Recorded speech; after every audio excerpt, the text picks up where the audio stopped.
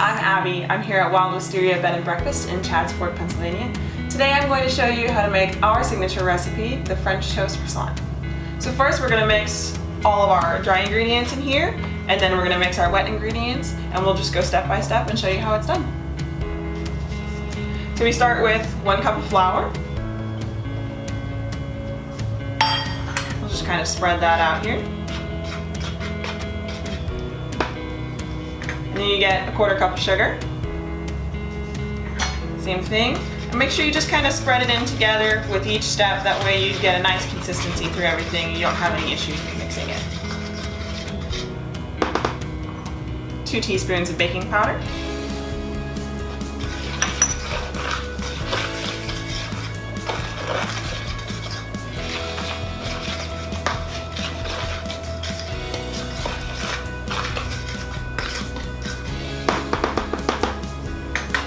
And then just a dash of salt.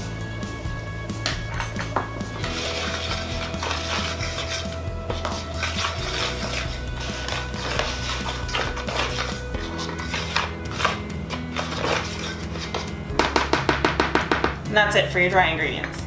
Now we're going to do our wet ingredients. So you have 2 cups of milk.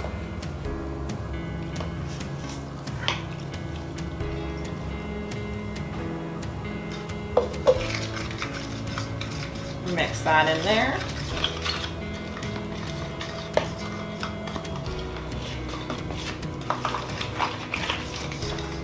You really want to make sure you get all of that flour wet or it's not going to mix very well. And then you add just about a teaspoon of vanilla. You can do the same thing, you mix that in there. The vanilla really helps you to get that French toast flavor that you find a lot of times. And then we do our 2 eggs. Oh man, that did not crack well.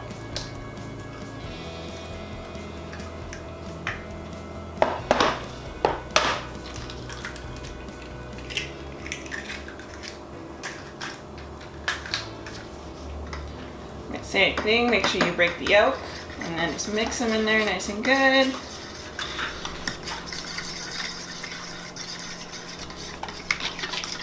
So now we've gotten our croissants out of the freezer.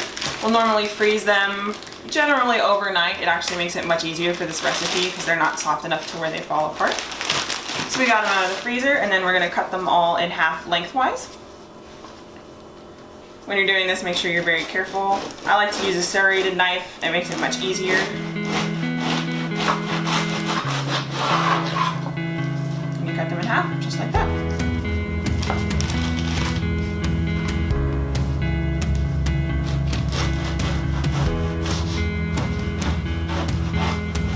So now while we've got our griddle preheating, we're going to go ahead and dredge our croissants in the batter. When you do this, you just really want to make sure you get the batter all over the croissant. It really gets you that nice, full French toast flavor that you're looking for. And normally we'll just kind of dredge them, make sure it's all over there, and then let it sit in for about 30 seconds to a minute on each side, really to make sure that it kind of soaks up that batter a little bit.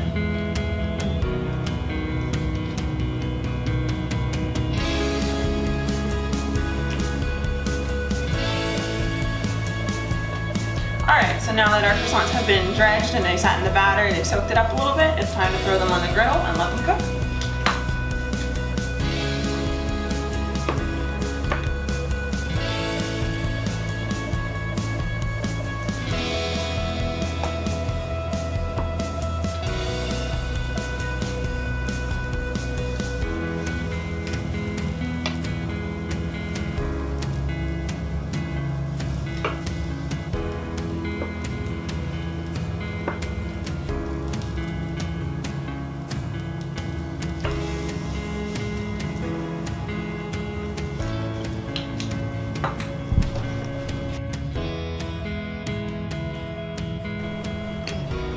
Your griddle should have been set to about 200 to 250 degrees, and it should cook your croissants about 5 minutes on each side.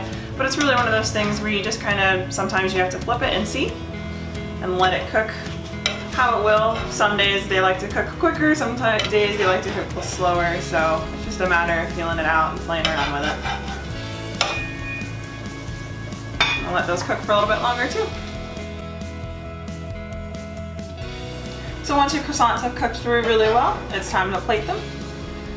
And we like to do them a little bit diagonal. It gives us plenty of surface space to work with for decorating, and it also just kind of looks pretty.